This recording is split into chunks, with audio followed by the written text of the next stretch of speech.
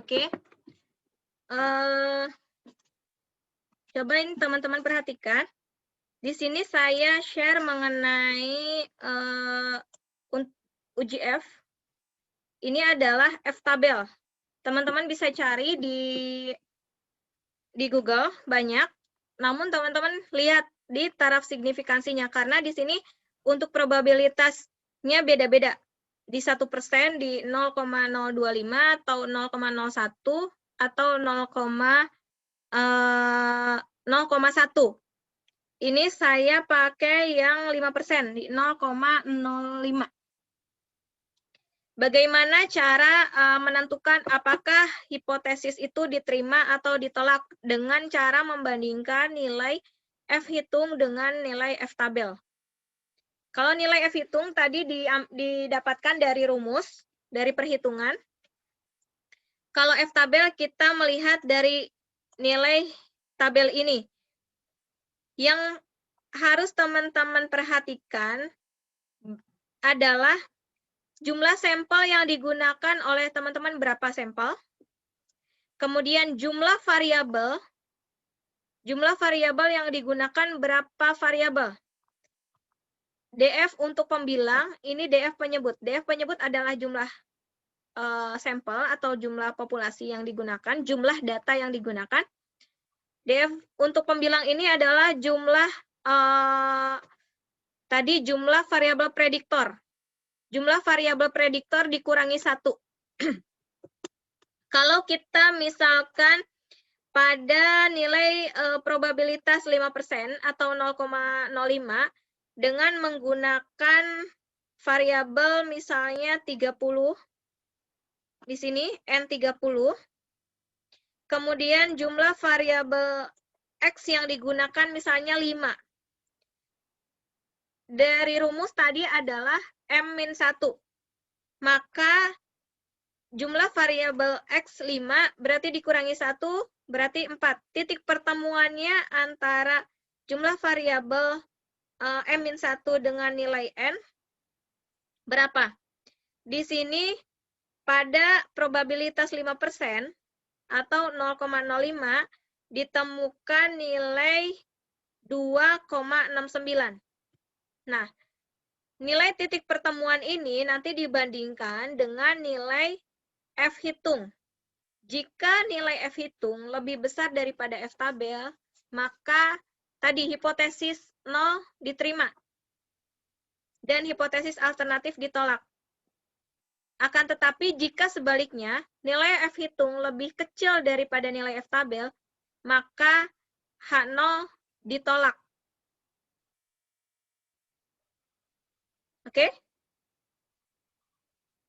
Ada yang bertanya lagi dalam penentuan distribusi nilai F untuk keputusan hipotesis secara simultan?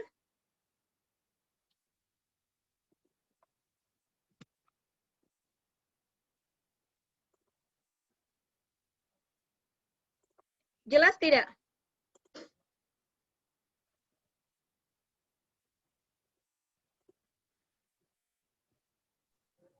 Kak, boleh dijelasin nggak Kak, yang di PPT tadi kan F tabelnya 19.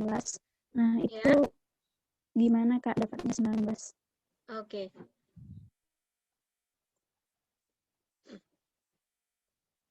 Nilai uji F.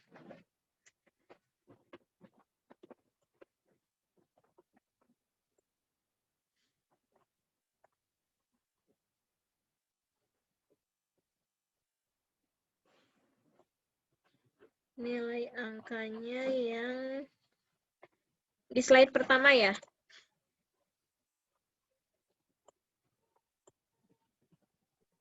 Di slide ke-13 Kak, di sini.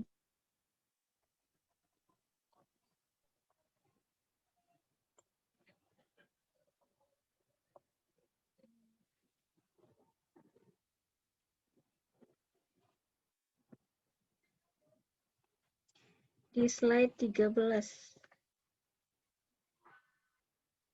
Yang PPT kedua Kak. Oh, yang PPT kedua. Oke. Iya. Bentar.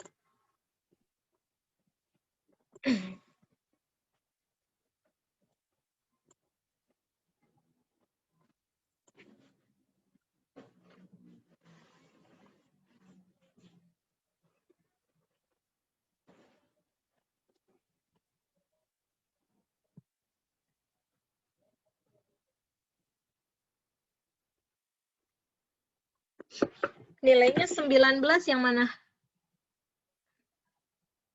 Nah, itu Kak, F tabel sama dengan 19. Uji F dan uji hipotesis. Uji F dan uji hipotesis.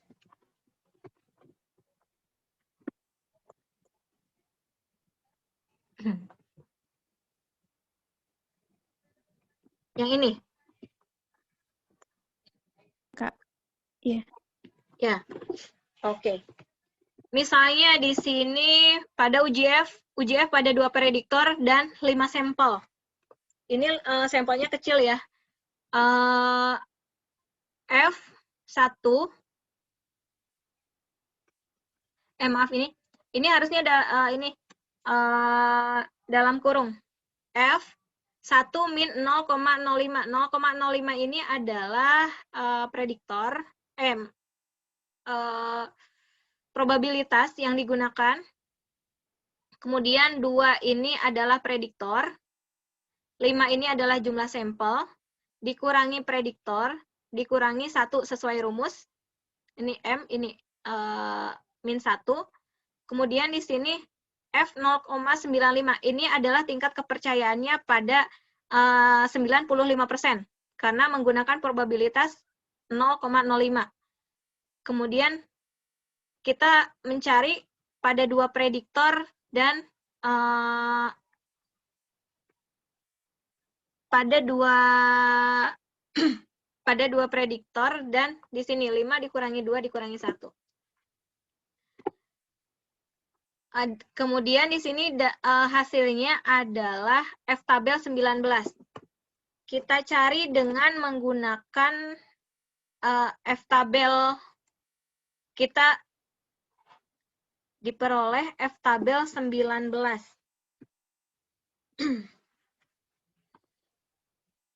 Coba kita lihat.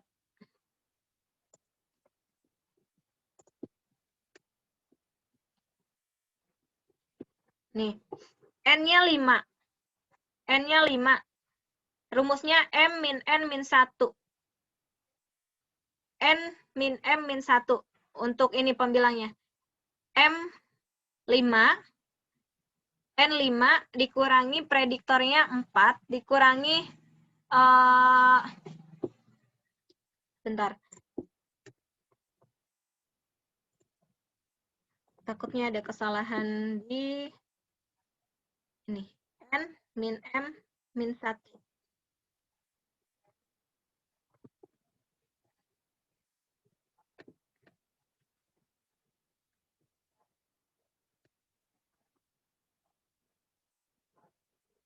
Ini saya lagi share uji tabel T ya. Tabel T, tabel F.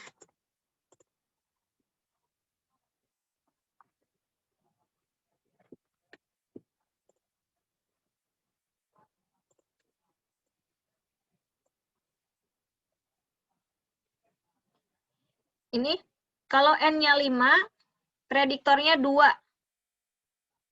N-nya 5, prediktornya 2, min 1. Berarti di sini. Harusnya tadi tanda kurung lagi. N min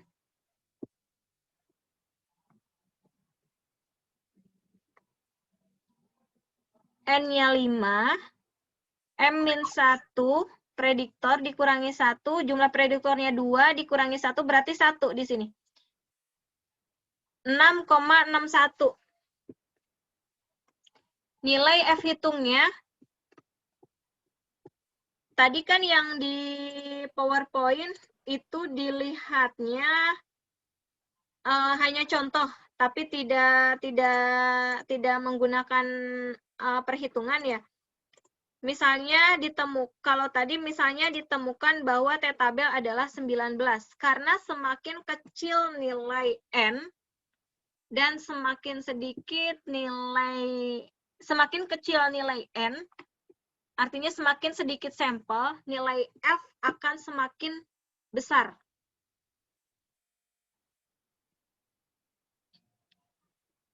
N min M min 1. N adalah sampel, M adalah prediktor. 5 dikurangi 2 dikurangi 1, berarti 2. Oh, di sini gini. N min M min 1. 5 dikurangi 2 dikurangi 1, artinya 2. Di sini nih. 5,79.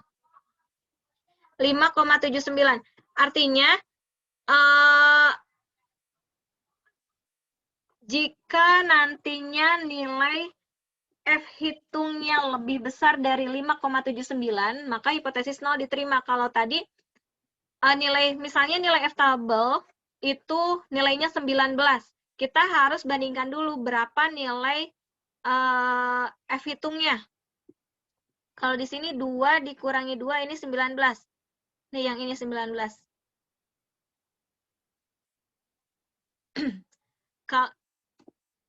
Itu jika nilai F tabelnya 19, tapi kita harus hitung dulu nilai F hitungnya. Nilai F hitungnya apakah lebih besar dari nilai ini atau tidak? Kalau lebih besar, berarti nilai H0 yang diterima, H alternatif yang ditolak. Kalau nilai F hitungnya lebih kecil daripada nilai F tabel, maka H0 ditolak, H alternatif yang diterima. Gitu.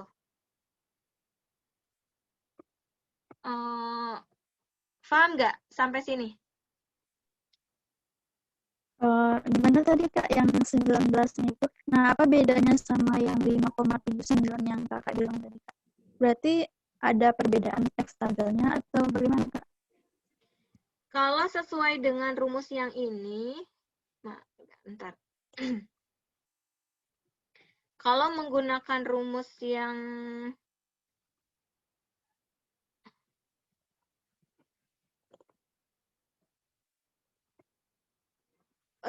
ini ya,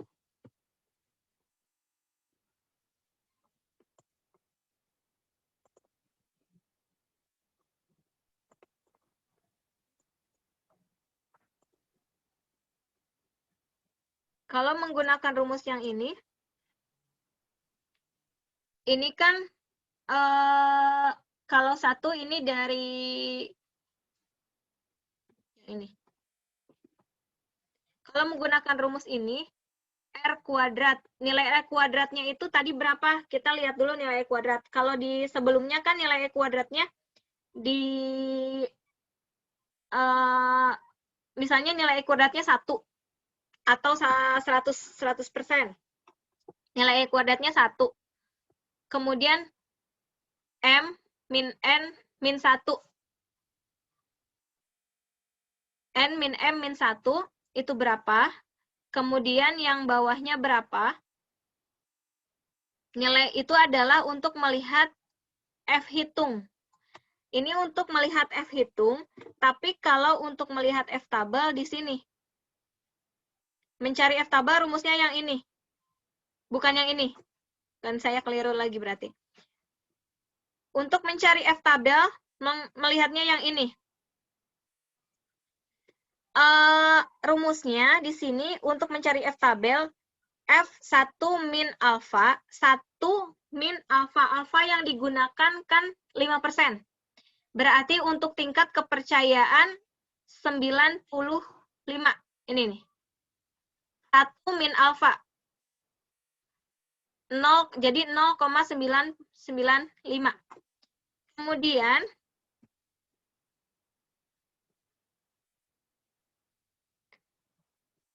Kemudian di sini. DK pembilang. DK pembilang adalah nilai M. Nilai M berarti jumlah prediktor. Kemudian DK penyebut adalah jumlah sampel dikurangi jumlah prediktor dikurangi 1. Jadi ditemukan hasilnya 2. Ketemu 2. Kalau diinterpretasikan ke sini, kalau diinterpretasikan ke tabel, berarti yang ini 2.2 dengan probabilitas 0,05. 0,05 itu berarti kan di tingkat kepercayaan tadi 0,95. Kalau misalnya 0,98, 1 min 0,022 misalnya 0,0, berarti teman-teman di sini harus melihat yang signifikansi, berarti teman-teman melihat yang signifikansi 98% atau 99%. Ini akan berbeda. Kalau tadi kan diminta yang 0,95, berarti pada tingkat probabilitas 0,05. Kemudian dari rumus yang tadi untuk melihat DK pembilang dengan DK penyebut, nilai pertemuannya ini. 19. Kemudian dibandingkan dengan hasil nilai F hitungnya berapa gitu.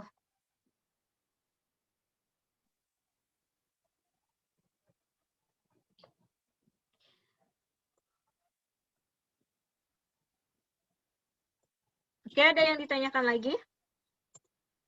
Udah Kak, terima kasih Kak. Iya. Yang lain?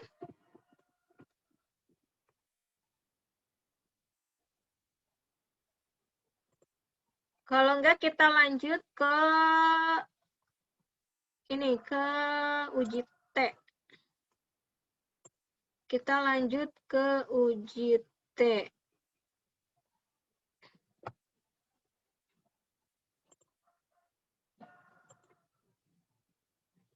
Kok nggak ada?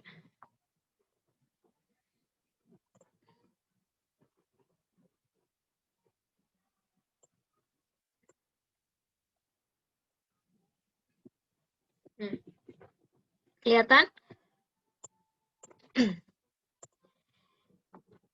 Nilai uji T ini adalah untuk melihat besaran, untuk melihat di sini nilai uji T.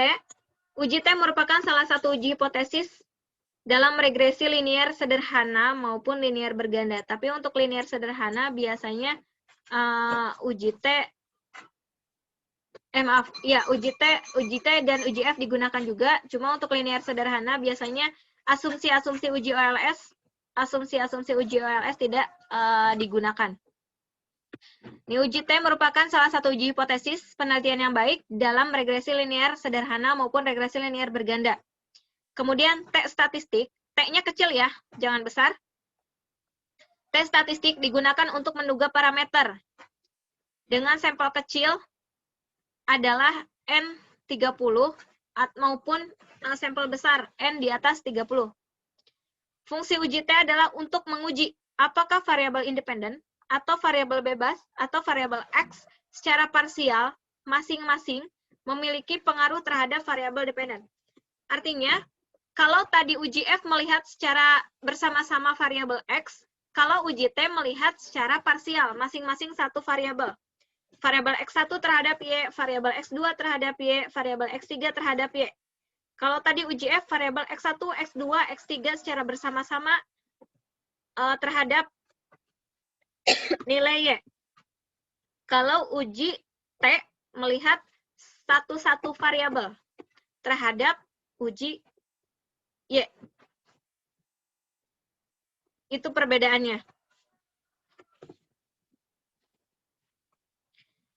Ini, fungsi dan contoh dari uji T di sini untuk membuat perkiraan interval, menguji hipotesis koefisien regresi parsial.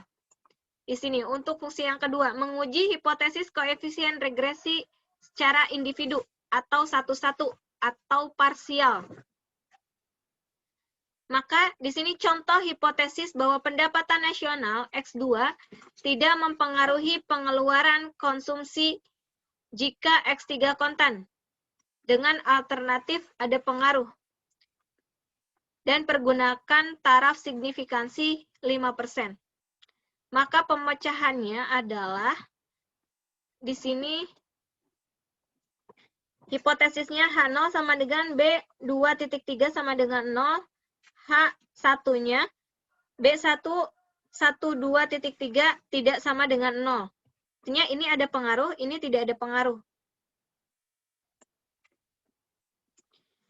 Maka T adalah diketahui di sini hasil perhitungannya misalnya nilai uji T itu diketahui nilai dari uji T B1 terhadap Y adalah 0,725 dan nilai signifikansi di sini hasilnya adalah 0,04 karena nilai signifikansi kalau teman-teman menguji menggunakan aplikasi, ini hasilnya akan ada yang sama, ada yang berbeda. Namun batasnya adalah taraf signifikansi 5%. Ini batas toleransi tingkat signifikannya. Jadi kalau nilai signifikansinya di bawah 5%, dianggap signifikan pengaruhnya. Tapi nanti kalau nilai pengaruhnya di atas 5%, misalnya di sini 0,06 berarti tidak ada pengaruh yang signifikan dari uji T parsial X1 terhadap Y. Untuk menghitung T hitungnya di sini, kita menghitung nilai B dugaan dengan B sebenarnya dikurangi dibagi dengan nilai kesalahan pengganggunya, standar nilai kesalahan pengganggunya. Ini adalah nilai uji T, ini adalah signifikansi yang dihasilkan, maka nilai T hitungnya adalah 14,8082. Kemudian teman-teman nanti bandingkan dengan uji T hitung. T tabel, maaf. Di sini langkah-langkah dalam pengujian uji statistik. Yang pertama merumuskan hipotesis. Sama merumuskan hipotesis. Kalau tadi hipotesisnya melihat secara simultan, kalau di sini melihat secara parsial hipotesisnya. Bisa jadi tidak hanya perumusan hipotesis tidak hanya satu, tapi bisa 5, 6 tergantung jumlah variabel bebas yang digunakan. Kemudian penentuan tingkat probabilitas atau taraf signifikansi. Yang tadi ada 1%, 2%, 5%, 10%. Itu teman-teman mau menggunakan yang mana? Akan tetapi dalam setiap keilmuan ada batasan maksimal. Misalnya kalau untuk medical ini menggunakan taraf 1%. Ini untuk ekonomi juga banyak menggunakan taraf 1%. Tapi untuk ilmu sosial yang sifatnya dinamis, biasanya yang sering digunakan taraf 5% atau 10%. Tapi kalau yang urgent, tarafnya menggunakan 1 atau 2%. Atau di sini taraf signifikansi atau taraf level of confidence, taraf tingkat kepercayaan. Kalau 1% berarti menggunakan tingkat confidence yang 99. Kalau yang 2% tingkat confidence yang 98. Kalau 5% tingkat confidence yang 95. Kalau 10% tingkat confidence yang 90. Kemudian di sini menentukan kriteria pengujian dengan membuat daerah penolakan dan penerimaan H0. Kemudian statistik uji T berdasarkan distribusi sampel. Kita menghitung nilai T. Kemudian membuat kesimpulan, keputusan pengujian. Ini dengan membandingkan hasil uji T hitung dengan T tabel. Ini statistik yang dipakai untuk menguji hipotesis. Ini mu 1 sama dengan mu 2 atau mu 1 tidak sama dengan mu 2. Artinya misalnya untuk populasi 1 berpengaruh terhadap kalau ini karena untuk data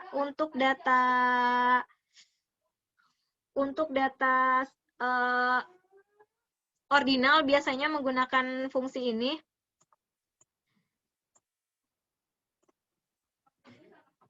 Ini untuk rumus T hitung X bar dikurangi mu 0 per rho X bar. Ini untuk populasi, ini untuk melihat populasi. Ini untuk melihat populasi yang tak terbatas. Ini adalah simpangan bakunya, maka nilai ditaksir XX yang dihitung dari sampel. Kalau ini rumus untuk melihat T hitung dari populasi. Karena nanti ini untuk menguji T hitung dari populasi dengan sampel populasi yang terbatas dan sampel populasi yang terbatas. Nanti ada beda nilai ini. Ada bedanya di nilai pembagi dari nilai populasi. Nah, ini untuk area penolakan untuk nilai T. Taraf signifikansi merupakan batas untuk menerima atau menolak hipotesis. Dinyatakan dalam ruas area yang berbentuk kurva distribusi normal. Taraf signifikansi meliputi luar area di luar penerimaan. Ini daerah yang ditolak, ini daerah yang diterima. Kalau nilai hipotesisnya ada di sini, berarti yang diterima adalah H0. Tapi kalau nilai hasil ujinya ada di daerah penolakan, berarti H0 ditolak. Pedoman tes dinyatakan dalam bentuk presentasi atau kurva normal. Dengan melihat tingkat level of confidence, kemudian presentasi sisanya merupakan probabilitas toleransi kesalahan pada uji statistik. Artinya tadi nilai probabilitas itu adalah toleransi kesalahan pada level berapa persen, dan nilai tingkat kepercayaannya disesuaikan dengan nilai toleransi kesalahan yang digunakan. Ini pada pengujian hipotesis ada yang satu arah, ada yang dua arah. Kalau yang satu arah berarti melihat daerah penolakannya hanya pada satu sisi. Kalau yang dua arah, melihatnya dari dua sisi. Nih, kanan dan kiri. Kalau melihat satu arah, apakah daerah penerimaannya di kanan atau daerah penolakannya di kiri? Uji satu arah ditandai dengan adanya satu daerah penolakan yang tergantung pada nilai kritis tertentu, di mana nilai kritis diperoleh dari tabel untuk nilai alfa yang telah ditentukan sebelumnya.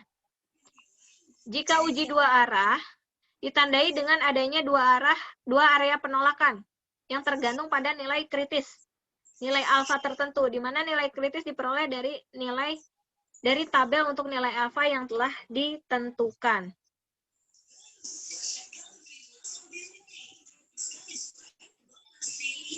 Nah, di sini dasar pengambilan keputusan dan penarikan sampel.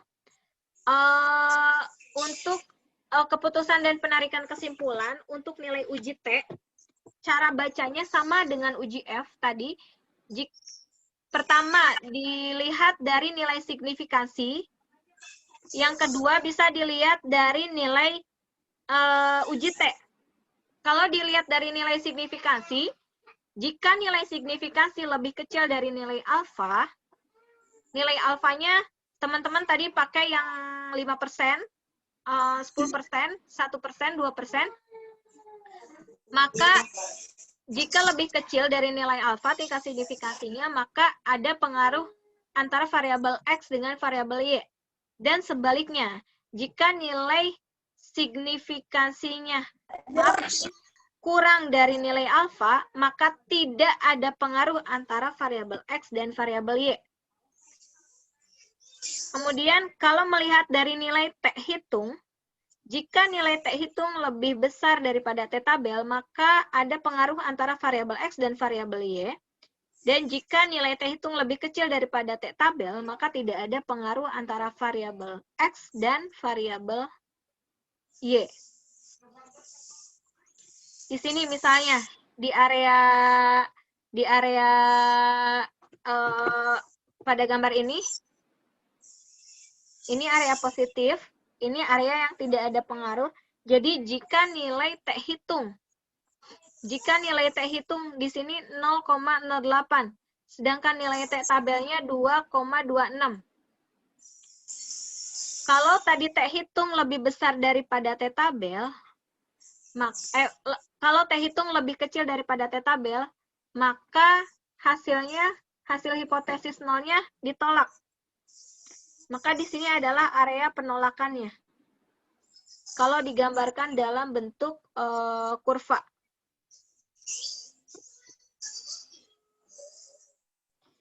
Ini contoh dari uji T. Titik pertemuan merupakan T tabel. Di sini misalnya dengan ada tadi one tile, ada two tile. Di tabel biasanya ada one tile, ada two tile. Artinya melihatnya dua sisi atau satu sisi area penolakannya. Atau satu sisi atau dua sisi area penerimaannya. Misalnya satu sisi atau dua sisi area penolakannya. Di sini kalau dua sisi area penolakannya. Di tabel uji T di sini ada nilai probability, ada one tile, ada two tile. Kalau di sini area penolakannya satu sisi, kalau ini area penolakannya dua sisi. Kalau kita melihat dari area penolakan satu sisi, dua sisi berarti berarti kalau pada nilai one tile nilai alfanya dibagi 2. Kini kalau dua sisi 10 pada dua sisi dengan tingkat signifikansi 10% dan nilai sampelnya 100, maka nilai T hitungnya 1,66. Kalau pada dua sisi kemudian nilai T hitungnya adalah 5%, maka nilai T tabel adalah 1,984. Dan nilai ini nanti dibandingkan dengan nilai T hitung. Apakah lebih besar atau lebih kecil? Dengan kriteria keputusan yang sudah tadi disampaikan.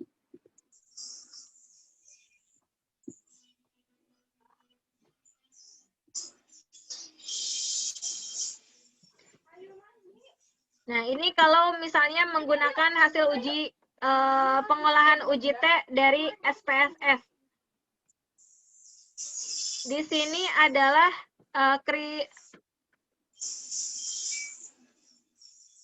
CR, ROA, dan ROE, leverage CR, ROA, dan ROE. Ini adalah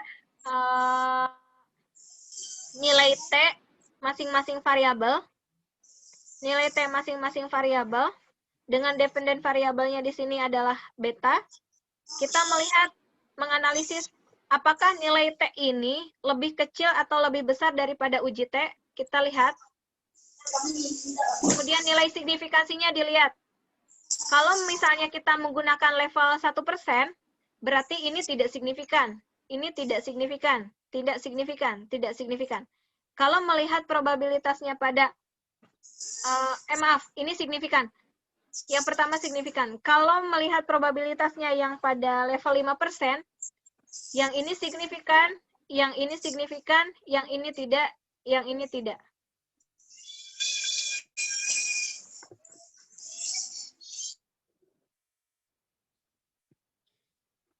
Ada yang ditanyakan dari materi uji T?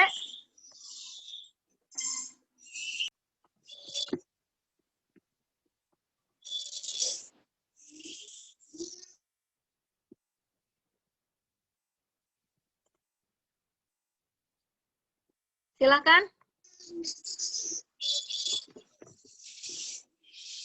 Silakan, ada yang mau didiskusikan?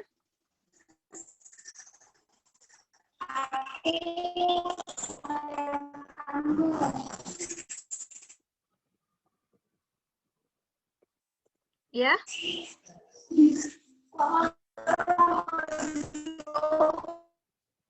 Kalau yang mau bertanya, sinyalnya kurang bagus, silahkan menggunakan kolom chat.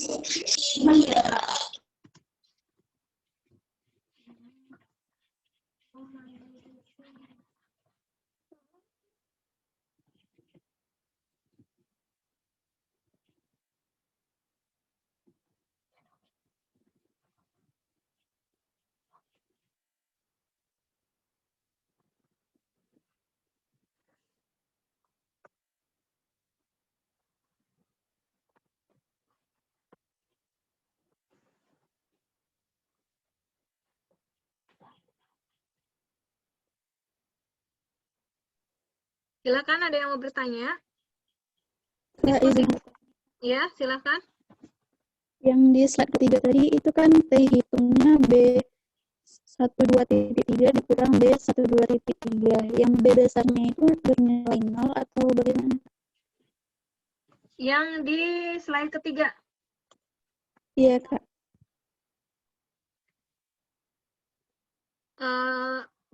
B2.3 sama dengan 0, B12.3 sama dengan 0. Tidak sama dengan 0. Yang T hitung itu, Kak, kan T hitung sama dengan B1.2 B12.3 dikurangi yang B besar 12.3. Nah, nilai yang sebelahnya itu kan 0,7256. Itu kan nilai B kecil. Nah, sedangkan nilai B besarnya itu gimana, Kak? Emang bernilai 0? Atau bagaimana? Oh, nilai B besarnya. Ini berdasarkan rumus T hitung. Rumus T hitung yang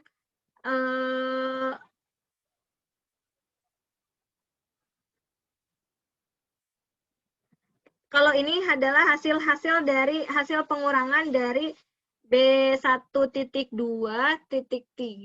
B12.3 min B12.3. Ini hasil pengurangan dari antara sampel dengan populasinya. Oh iya ya.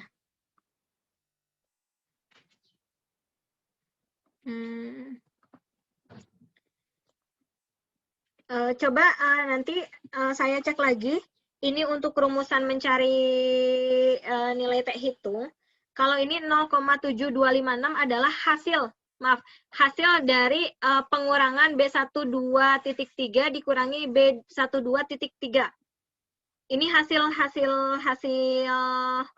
hasilnya ditemukan 0,7256.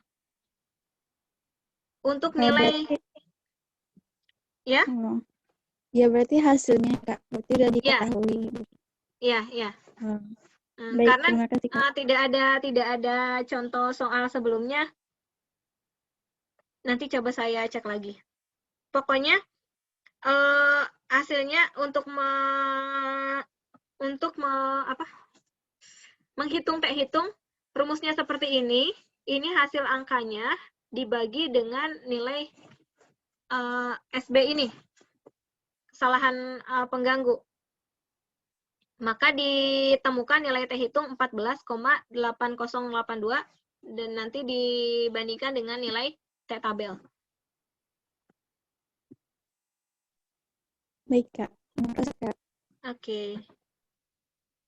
Silakan yang lain.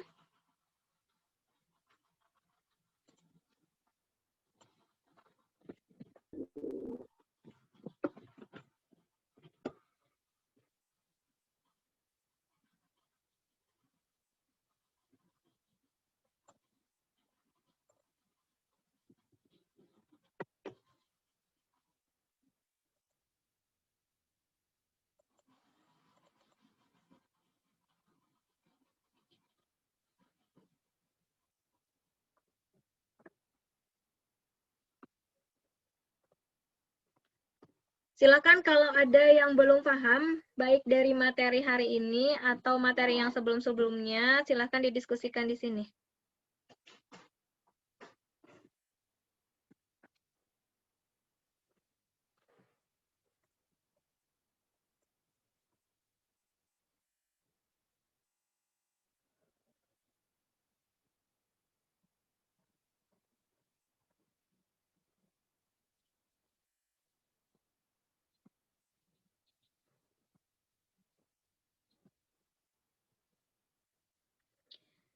Kalau kemarin UTS dengan tugas itu sama ya soalnya atau tidak?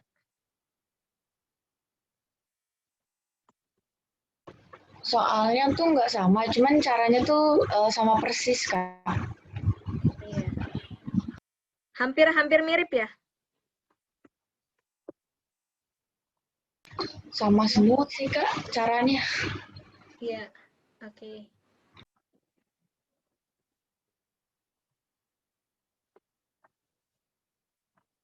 Min kemarin banyak yang terkendala di waktu atau apa? Ya Kak, benar Kak, di waktu. Waktu sih Kak. Waktu sih, Kak. Oke. Karena saya melihat beberapa kalau nilai tugasnya bagus tapi hasil UTS-nya kurang gitu. Padahal yang ditanyakan semuanya sama. Jadi berarti kendala di waktu. Iya, waktunya sempit banget gitu.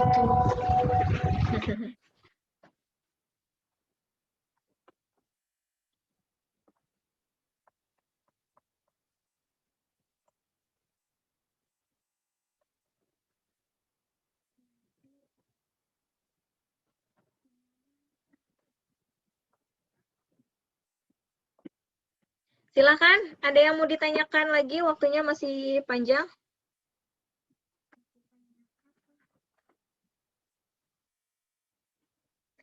Ada yang mau didiskusikan dalam mata kuliah statistika ekonomi?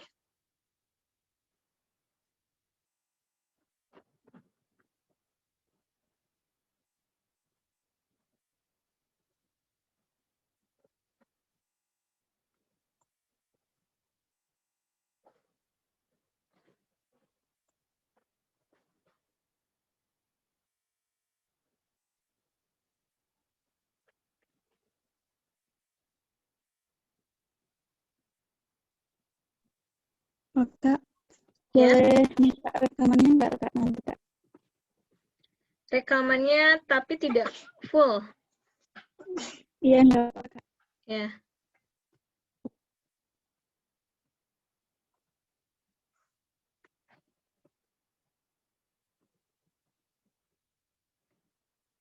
Jadi untuk analisis statistika ekonomi ini, teman-teman juga tidak hanya melihat dari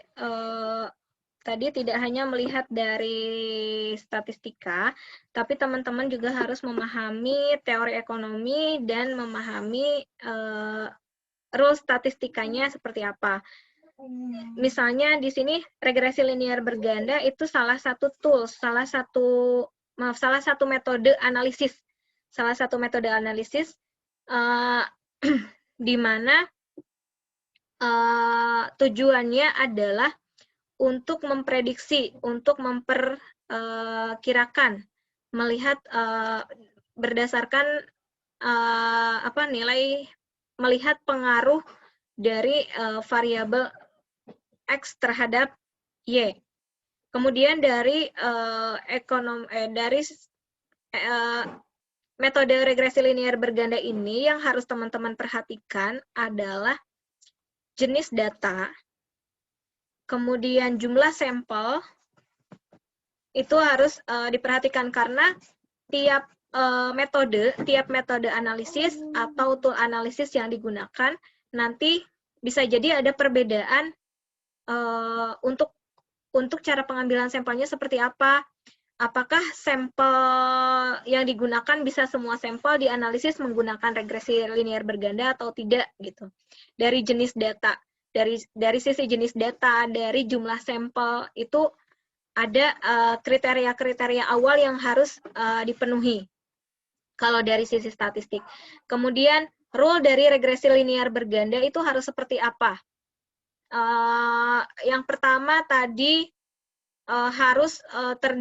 harus memenuhi asumsi klasik, asumsi uji OLS-nya. Data harus terdistribusi normal, tidak ada keterkaitan antar variabel X1 dengan X2, X2 dengan X3, X3 dengan X1. Kemudian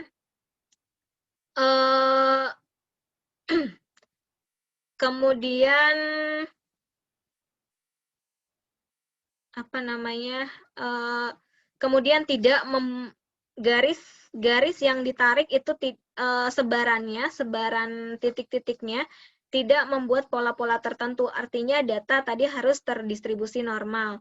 Kemudian tidak ada keterkaitan juga antar variabel X dengan variabel Y.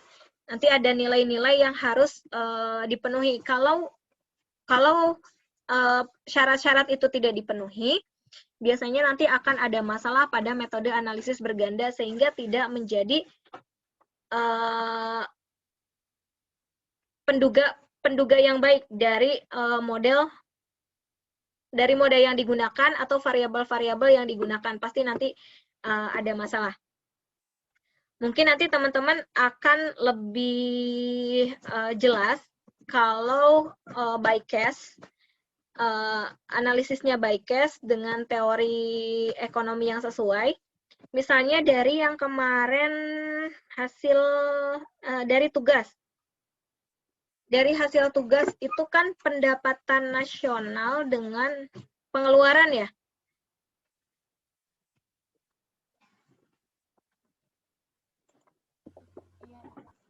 Pendapatan nasional dengan pengeluaran atau apa kemarin? Gitu. Nah, pendapatan nasional apakah bisa jadi penduga yang baik untuk mengukur tingkat pengeluaran? Tingkat pengeluaran. Nah, itu yang pertama dari jenis datanya. Kalau data pendapatan dengan data pengeluaran itu kan data interval ya. Data interval, data rasio, artinya bisa digunakan, data tersebut bisa digunakan dalam uji analisis regresi linear berganda. Kemudian dari jumlah sampelnya, berapa sampel yang digunakan, berapa jumlah populasi yang ada, kemudian berapa jumlah sampel yang digunakan. Itu ada beberapa teknik sampling. Namun untuk beberapa dari buku metode penelitian, ada yang menggunakan jumlah sampling besar atau sampling kecil. Pada umumnya, sampling itu minimal 30 sampling. Tapi kalau samplingnya kecil, biasanya harus diambil semua, populasi harus diambil. Misalnya ada populasinya ada 20 misalnya. Biasanya lebih baik semua populasi itu dijadikan terhadap analisis. Itu untuk dari jenis data dan jumlah data. Itu dapat digunakan dalam analisis regresi linear berganda. Kemudian dari uji statistiknya, yang tadi saya sampaikan kriteria-kriteria dari metode analisis regresi linear itu apa aja yang harus dipenuhi, apa aja. Ketika kita membaca A, membaca nilai B, membaca nilai B1, B2, B3, kemudian dilihat juga tandanya, apakah tanda variabel X1 terhadap Y itu harus plus atau minus, tanda terhadap B2 terhadap Y itu harus plus atau minus, itu harus diperhatikan juga, karena nanti analisisnya apakah sudah sesuai dengan teori atau belum. Kemudian kita lihat juga nilai uji R, apakah pengaruhnya, seberapa besar pengaruhnya, kontribusinya dari variabel yang digunakan terhadap Y. Kemudian dari nilai F, apakah ada pengaruh yang signifikan secara simultan terhadap dari seluruh variabel X terhadap variabel Y. Kemudian kita melihat juga nilai hasil uji T. Kita lihat dari masing-masing variabel X, apakah secara parsial atau secara masing-masing variabel yang digunakan ada pengaruh yang signifikan terhadap kenaikan atau penurunan variabel Y. Itu yang biasa dianalisis dalam uji regresi linear berganda.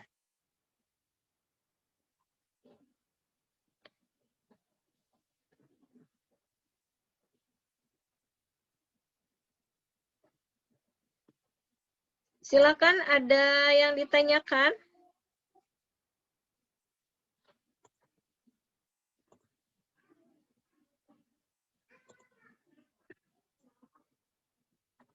Ini mahasiswanya banyak loh.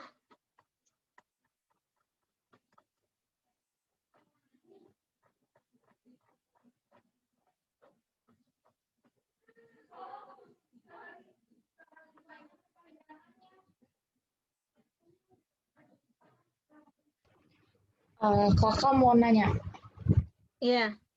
ini materinya udah selesai atau masih ada banyak lagi, Kak? Maksudnya buat UAS. Kalau UAS saya belum tahu, tapi biasanya kalau UAS untuk analisis regresi linear berganda sih udah semuanya. Oh, berarti tinggal mantepin di materi ini aja ya? Oke, makasih, Kak. Kalau apa namanya, kalau teman-teman di semester 2 ini sebelumnya pernah ngambil kuliah Bapak juga atau baru kali ini?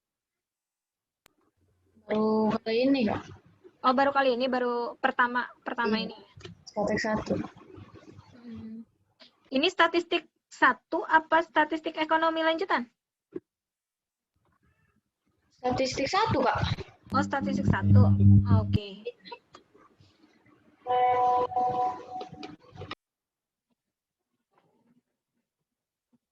Kata Bapak UASnya dalam bentuk apa?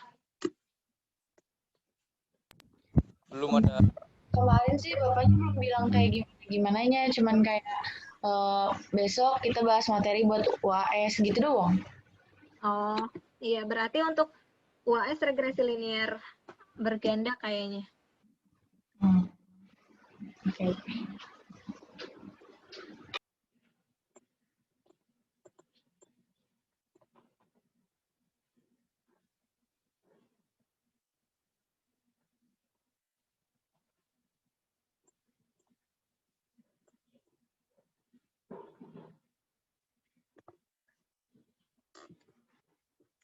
Kalau untuk interpretasi data, masih ada yang bingung? Tidak. Karena dari beberapa tugas yang saya review, banyak yang tidak diinterpretasikan. Iya Kak, masih bingung gitu cara apa ya, lihat itu dari mana gitu supaya kita bisa menginterpretasikan data itu.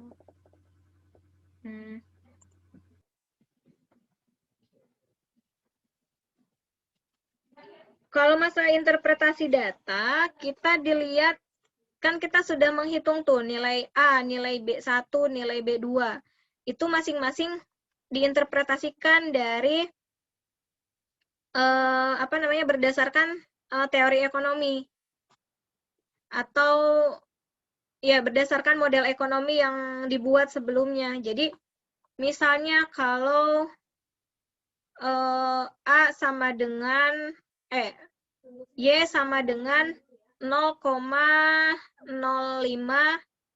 plus 0,17 X1 plus 0,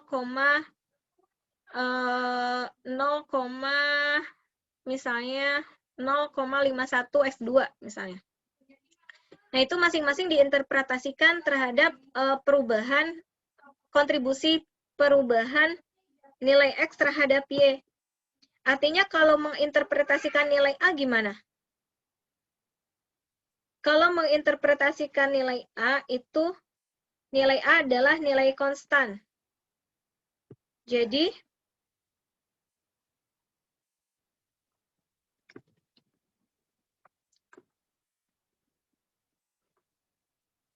ketika nilai X1, X2 sama dengan 0, nilai A sama nilai alfa konstan sebesar berapa tadi? 0,015.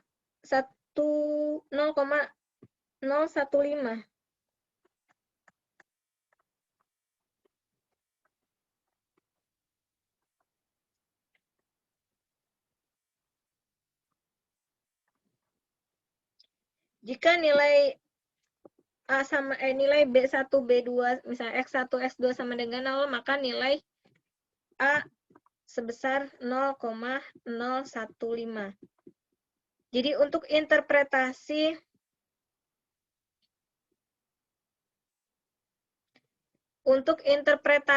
B1 atau X1 terhadap Y tadi plus 0,015 0,17.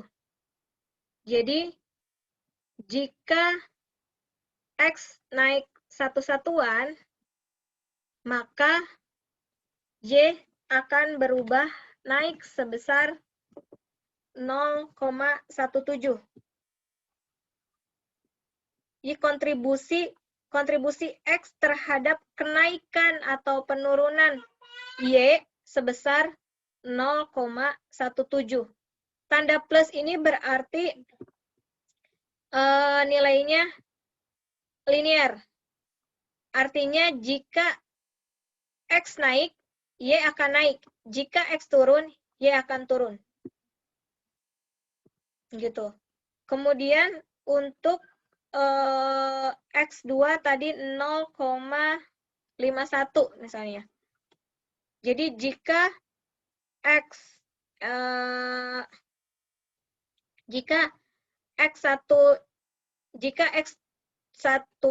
tetap, maka perubahan Y X2 terhadap Y sebesar 0,51. Artinya jika nilai perubahan X1 naik satu satuan, maka Y akan berubah sebesar 0,51. Jadi nilai yang ada pada nilai B1 atau X1, X2 itu adalah nilai perubahan kontribusi dari Y terhadap perubahan kontribusi nilai X terhadap perubahan nilai Y. Apakah itu tandanya itu menunjukkan apakah itu perubahannya searah? Apakah itu apakah itu tandanya berlawanan? Kalau searah berarti ketika X naik, Y naik. Kalau berlawanan, ketika X naik, Y turun. Ketika X turun, Y naik. Seperti itu. Kemudian untuk nilai R. Untuk nilai R kecil itu interpretasinya adalah melihat keterkaitan seberapa besar keeratan variabel X1 dengan X2, X2 dengan X3, X1 dengan X1 dengan X3, itu seberapa besar eratnya. Karena banyak yang kebalik dengan interpretasi nilai R. Kalau nilai R, seberapa besar pengaruhnya. Kalau nilai R kecil, seberapa besar keeratan variabel A dengan B, variabel B dengan C, variabel C dengan A. Itu. Kalau R adalah besaran pengaruh. Berapa persen besaran pengaruh variabel X1 terhadap Y, variabel X2 terhadap Y, atau variabel-variabel yang digunakan terhadap variabel yang digunakan dalam analisis terhadap Y. Seberapa besar pengaruhnya? Semakin mendekati 1, maka pengaruhnya semakin besar, semakin baik. Kemudian untuk nilai uji F itu melihat pengaruh variabel X1, X2, X3 secara bersama-sama atau simultan terhadap Y. Kemudian untuk interpretasi nilai T adalah untuk melihat pengaruh secara parsial dari variabel X1 terhadap Y, kemudian variabel secara parsial dari X2 terhadap Y, kemudian X3 terhadap Y, seperti itu. Itu untuk interpretasi masing-masing yang digunakan, yang dianalisis dalam analisis linear berganda. Bedanya hanya pada jumlah variabel yang digunakan. Untuk regresi linear berganda lebih dari 2 variabel X, sama asumsi-asumsi yang digunakan dalam analisis regresi linear berganda. Kalau analisis regresi linear sederhana tidak ada asumsi OLS, tapi untuk regresi linear berganda harus memenuhi syarat uji asumsi OLS, uji asumsi klasik.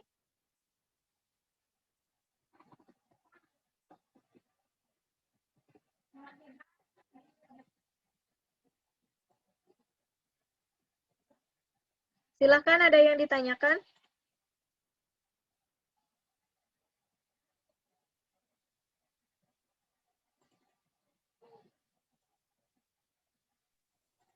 Kak, izin bertanya, Kak. Ya. Untuk contoh soal yang di PPT pertama yang Kakak kasih tadi, itu boleh dijelaskan nggak, Kak, tentang tabelnya itu, Kak? Oke.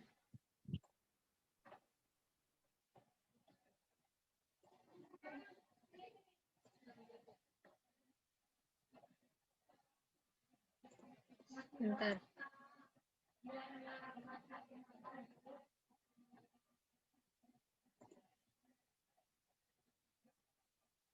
Yang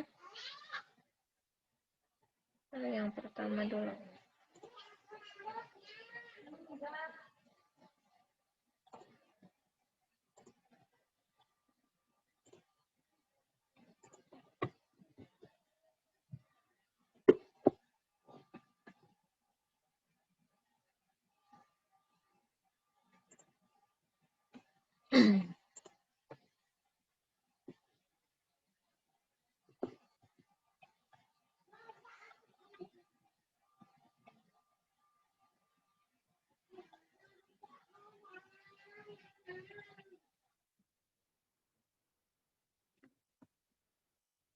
Contoh ini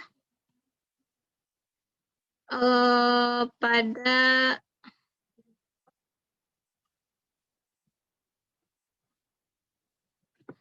contoh ini misalnya pada analisis fungsi produksi ya. Dalam fungsi produksi, Cobb-Douglas menunjukkan bahwa tenaga kerja dan modal merupakan variabel yang mempengaruhinya.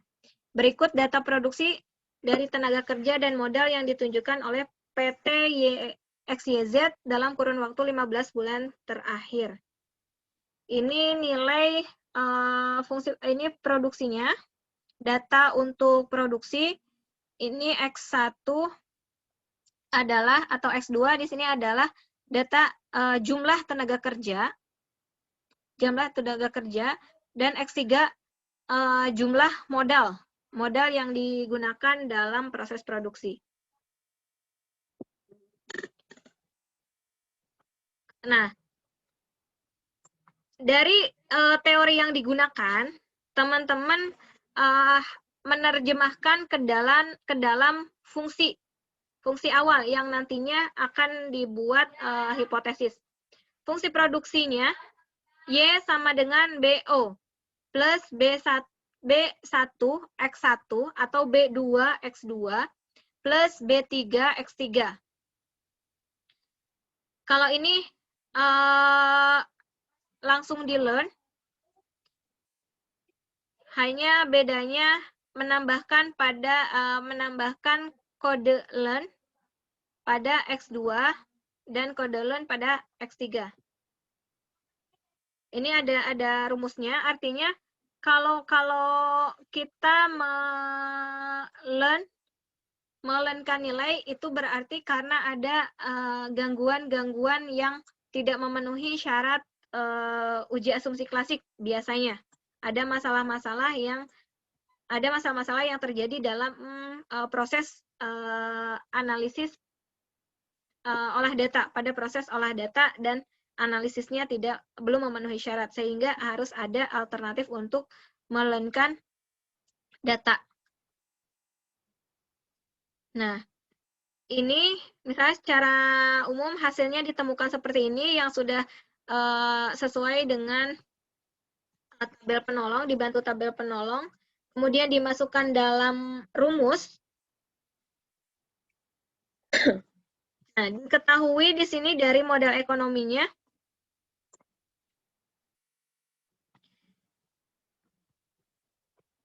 bahwa hasilnya ini B1-nya adalah, atau X1-nya adalah 1,48. Ini X1. Ini X2-nya 0,49. Ini X1. Ini X2. Ini nilai alfa atau nilai B0-nya min 3,30.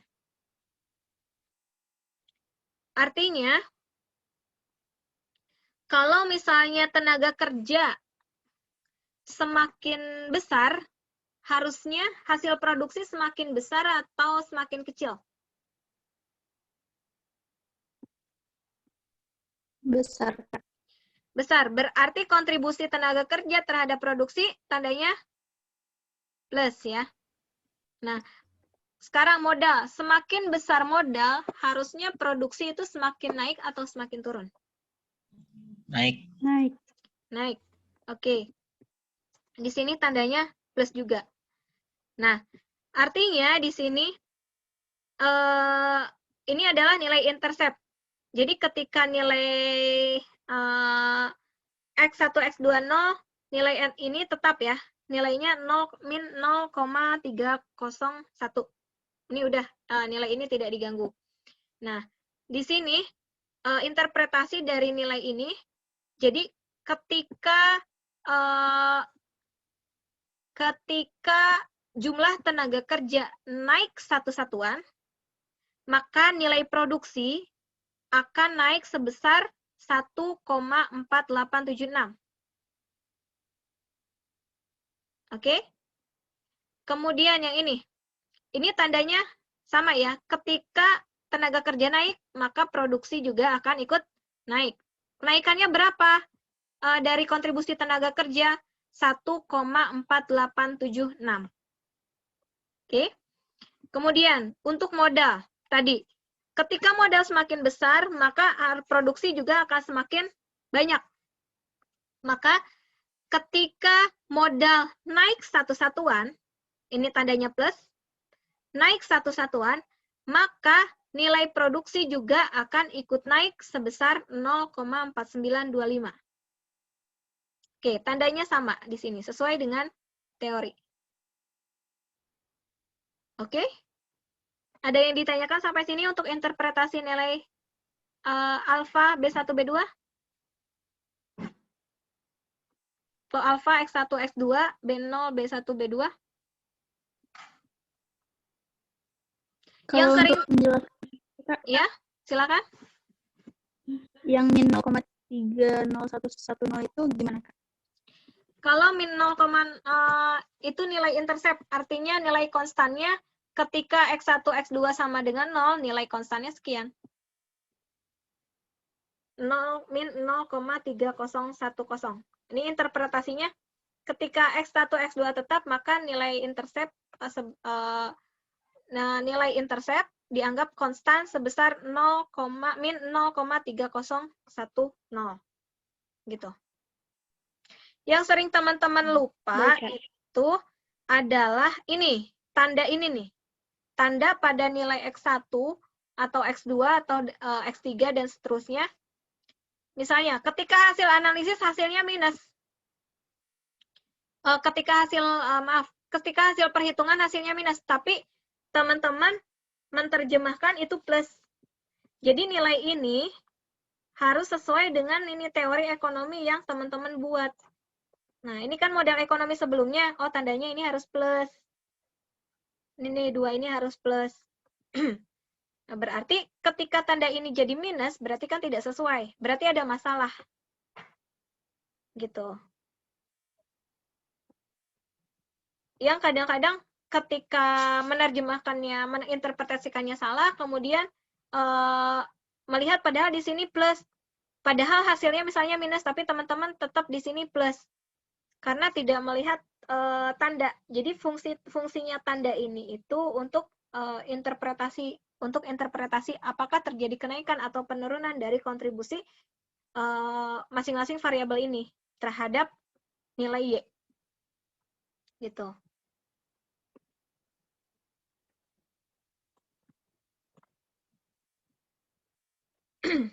Oke, ada pertanyaan lagi? Kita lanjut.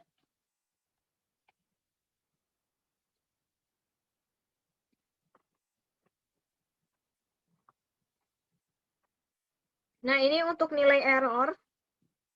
Semakin kecil nilai error, semakin baik. Artinya, kesalahan-kesalahan terhadap dugaan itu semakin kecil. Semakin mendekati 0, nilai errornya semakin bagus. Akan tetapi semakin besar nilai error, maka nanti akan terjadi masalah-masalah dalam analisis. Dan itu kita harus melihat juga realita ekonomi yang sebenarnya dengan dugaan yang sedang kita analisis. Itu makanya kita harus paham di sisi ekonominya dan kita harus mengerti juga di statistiknya. Jadi tidak bisa berdiri sendiri statistiknya saja. Tapi kita kembali kepada kita harus membaca dunia realitanya seperti apa. Kemudian masalah yang terjadi dari temuan hasil analisis seperti apa. Tetapi untuk standard error, semakin besar nilai error, maka model akan menjadi bias. Kemudian ini interpretasi dari nilai R-square-nya. Nilai koefisien determinasi untuk fungsi produksi. Artinya, tenaga kerja dan modal berpengaruh, memiliki kontribusi terhadap nilai produksi sebesar 0,88%, 0,8892 atau 88,92%. Berarti pengaruhnya dianggap bagus ya, karena semakin mendekati 0, semakin bagus. Kemudian nilai ini R-adjusted digunakan ketika kita analisis regresi linear berganda, yaitu nilai variabelnya lebih dari 2 variabel. Kita interpretasinya sama dengan R-square, namun melihatnya nilai R-adjusted. Jadi misalnya kalau melihat contoh yang tadi yang di 2 variabel, di 2 prediktor, itu berarti kontribusi tenaga kerja dan modal sebesar berkontribusi terhadap kenaikan produksi sebesar 90,5%. Atau 0,9, mau diinterpretasikan dalam bentuk desimal silahkan, tapi jangan sampai ketika kita bilangnya desimal tapi di belakangnya ditambah persen, itu akan salah.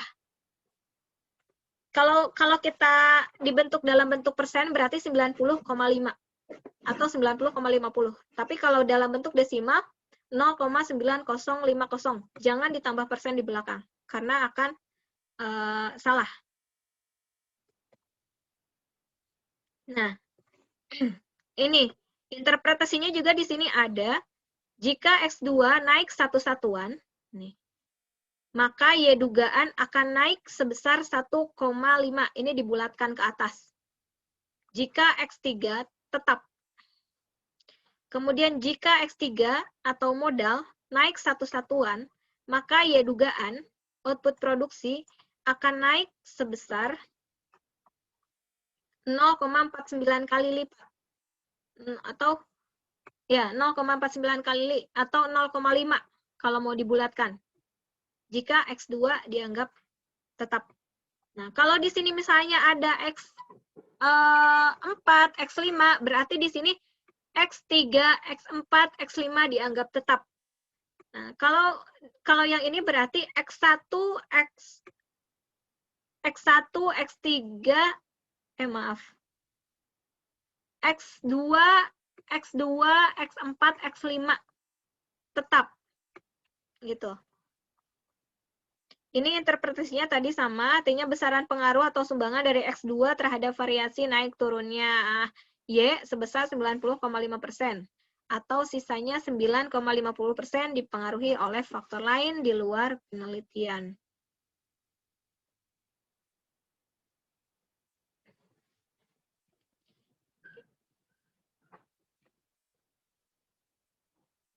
Itu. Ini nggak ada ininya ya, nggak ada sampai hasil uji.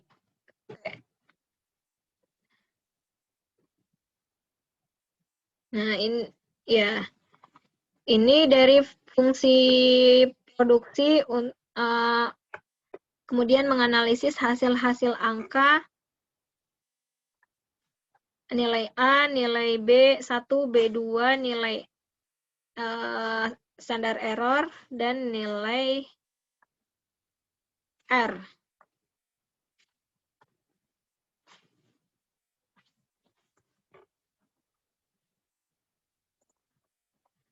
Kemudian ini untuk nilai T.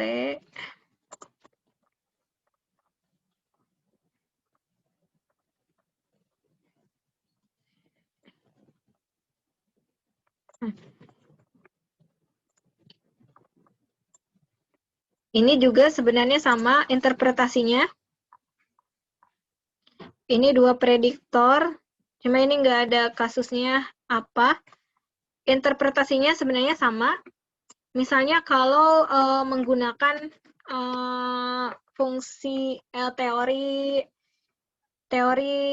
permintaan misalnya, anggaplah ini pendapatan, misalnya ini harga, atau ya anggaplah ini pendapatan, ini harga. X1 adalah pendapatan, X2 adalah harga barang itu sendiri, Y-nya adalah permintaan.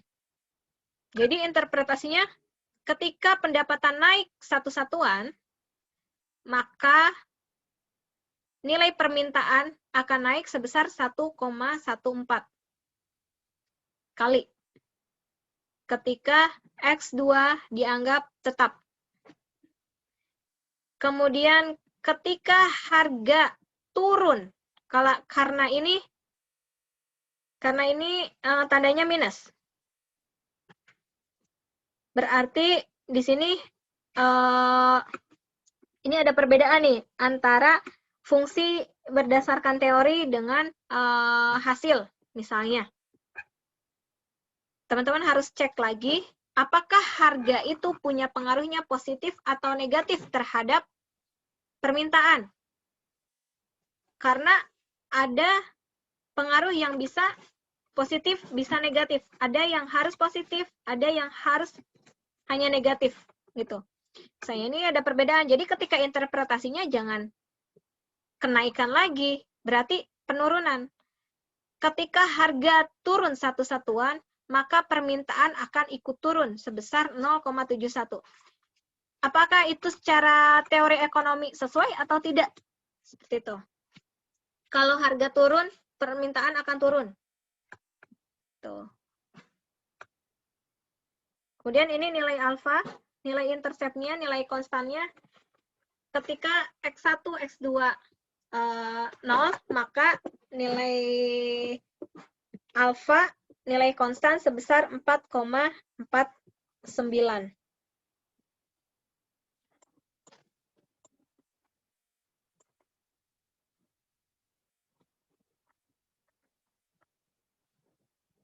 Kemudian yang dari hasil uji T,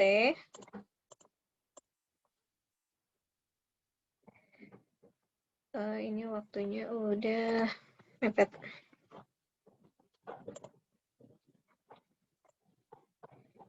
Untuk hasil uji T dan uji F tadi sebenarnya udah disampaikan juga untuk analisisnya sama semuanya dengan membandingkan nilai signifikansi atau nilai hasil uji T atau F.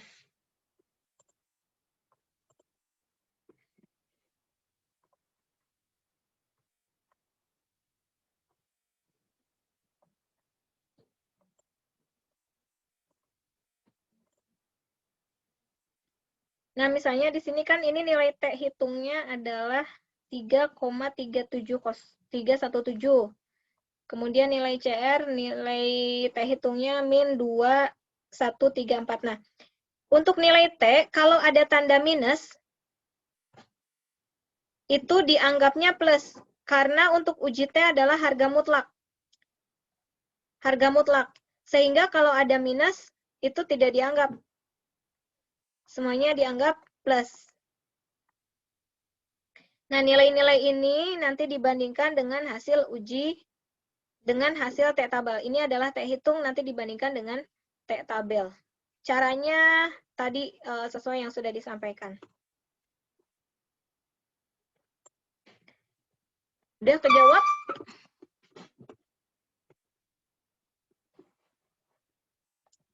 Udah kejawab belum? Tadi siapa yang nanya? Iya Kak, sudah Kak. Terima kasih Kak. Oke. Saya absen.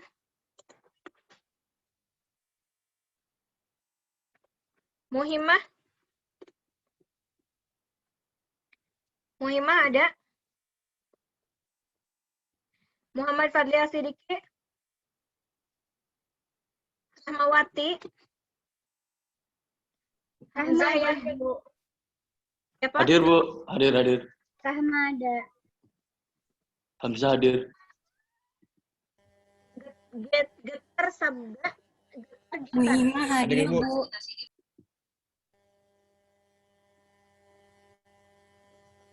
Getar sabda? Hadir nggak? Muhammad Rizki? Makinuddin? Hadir, Bu, hadir. Bagas? Muhammad Rizki bukannya lulus semester kemarin? Statistika? Enggak, Bu. Statistika 1, Bu. Oh, di statistika 1. Bagas Nur Mahdiansyah? Bagus hadir, Bu. Tuh dia di room chat. Ada. Fakih? Hadir, Bu. Muhammad Firman Asari? Muhammad Zaid An-Nasohi? Muhammad Zaim Baihaqi? Afiatul Latifah? Hadirah Bu. Muhammad Abdul Aidur Ramadan? Hadir, Kak. Rizko Tayyibah? Hadir. Zahra Azizah? Hadir. Denika Devi? Hadir. Cihan Maulaya? Cahari Hadir. Ahmad Faris? Hadir. Fahri Husaini? Hadir, Bu. Nurul Hikmah? Hadir. Rafa Salsabila? Hadir, Bu. Witri Wahyuni? Fitri hadir. Fitri hadir, Witri Kak. Wahyu? Muhammad Zidni Ilman?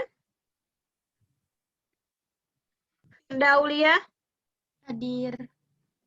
Duta Wahid? Hadir. Dimas Nur Cahyo? Hadir, Dimas. Ahmad Zaki Hakiki? Hadir, Kak. Fadli Ramadan? Hadir, Kak. Dafa? Hadir, Faiz. Muhammad Lutfi Ramdhani?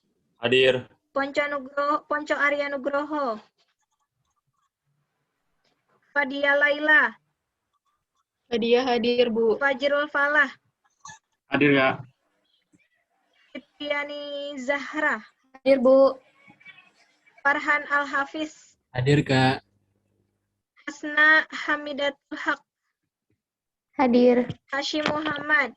Hadir, Kak. Iqbal Munif? Hadir, Kak. Hairi Rizki? Siap, hadir. Kusuma Adi Praja? Semua hadir. Rahma Ikmalia? Hadir. Ramadan? Hadir. Ramzi? Hadir, Kak. Atna? Hadir, Kak. Wafi? Hadir, Kak. Safra? Hadir. Cindy? Hadir Kak. Sucining Tias? Hadir, Kak. Hadir Kak. Lewat, Kak. Hadir.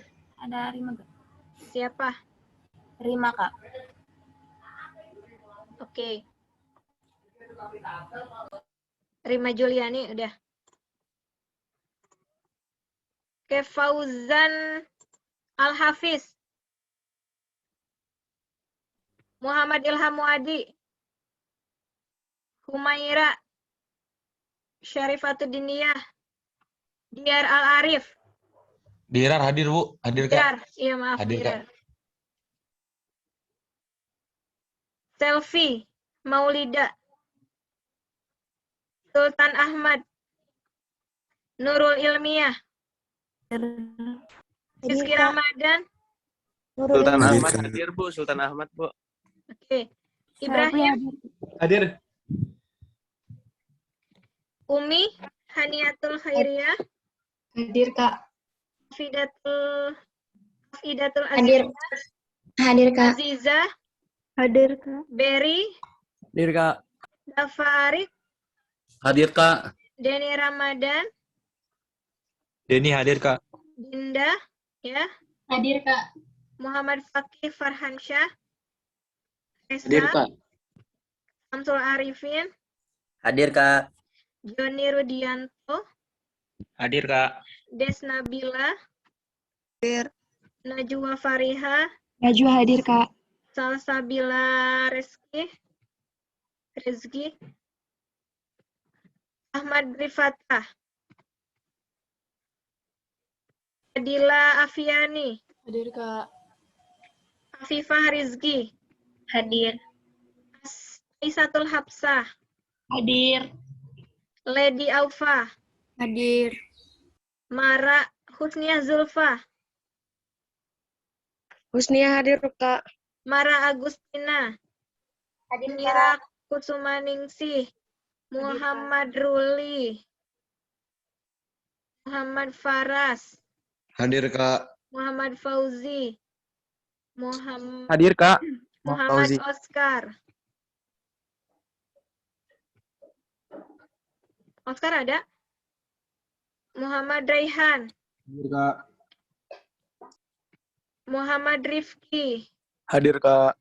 Muhammad Mutiara Anissa, Hadir, Kak. Syafaatul Aulia, Syafir Nurul, Ahmad Ghazali Abbas, Hadir, Kak. Alam Syah, Asral Awal, Asya Ramadhani, Hadir, Kak. Bima Ramdhani, Hadir. Desfitri Islamiyati, Hadir, Kak. Dika Syawalia, Hadir. Husni Mubarak. Udah? Udah semuanya ya. Kita cukupkan pertemuan hari ini sampai di sini. Mudah-mudahan bermanfaat. Dan mohon maaf jika masih banyak kekurangan. Assalamualaikum warahmatullahi wabarakatuh. Waalaikumsalam warahmatullahi wabarakatuh. Terima kasih banyak, Terima kasih, Kak. Kak. Terima kasih ya, Terima kasih Kak. banyak, Kak. Kak.